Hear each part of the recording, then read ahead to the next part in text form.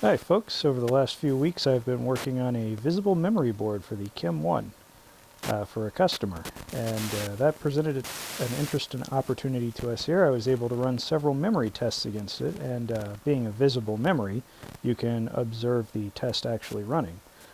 During that process, I caught a pathological case in the Ohio Scientific memory test, which is our usual 6502 test, in which page-aligned faults may not be caught.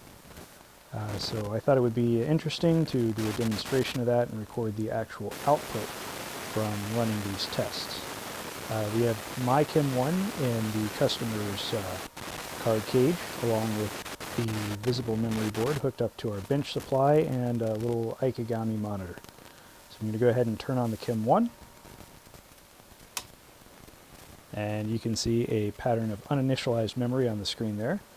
We're going to reset the system, and I am operating with a serial console terminal. We're going to zoom in on the monitor now, since that's where all the interesting stuff is happening. And we're going to first load the Ohio Scientific test program. So that's going to be done through the serial terminal here. We're just running a terminal emulator on a laptop. And this will take a minute because it's happening at 300 baud. Did not have good results above that, so we're stuck in slow mode.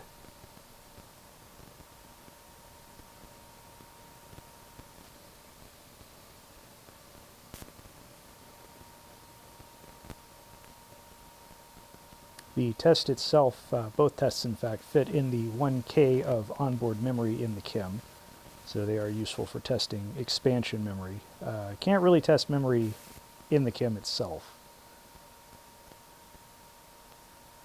Alright, that's loaded, so we're going to select its start address and run. And we're going to test from 2000 to 3FFF. And you can now see there's a rotating pattern on the screen. There's a lot you can sort of pick out from this, that it's not very random.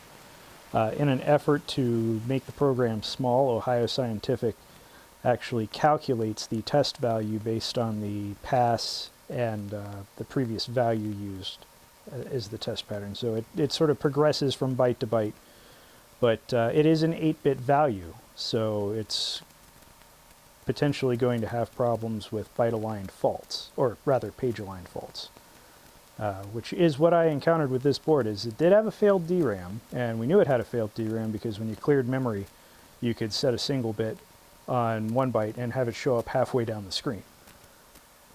So this will run for a very long time. I don't think it actually ever stops.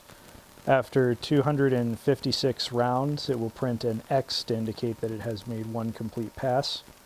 It's very slow. Currently the counter reads 38 in hex. So if we let it keep going, this would be an hour-long video. I'm going to go ahead and reset the system. And we're now going to load the new memory test. This test is basically a port of Martin Eberhard's MTest 4 for the Altair 680 to 6502 and KIM-1 I/O.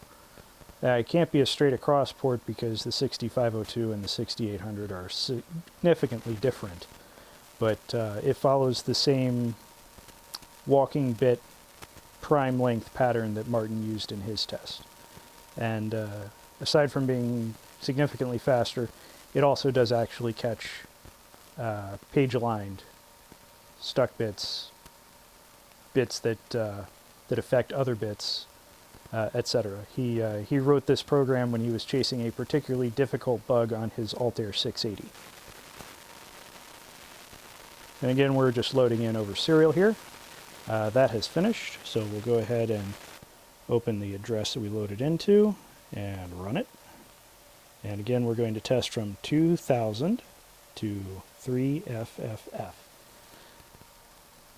And right away you can see that this looks a whole lot less patterned. You can tell there is a walking pattern to it, but To me, it kind of looks more like if you have an RF tuner and you're not tuned to actual station. You may notice that the first couple of lines are not changing properly. That is an issue with the speed of the bitbang serial input routines. If you type really slow, it's fine. If you type a little bit fast at 300 baud, it will sometimes mess up your start. And that's it. It has actually completed its 29 passes. With a bad RAM in there, it would be spewing errors to the console. And as you can see, it doesn't pause between updates of the screen like the OSI test does. That's because it actually writes and verifies in the same loop after the first pass. So it's much, much faster to get through its initial pattern. Anyway, I thought it was interesting to actually have a visual look at what was happening on the memory test versus just taking it at its word. And that's it.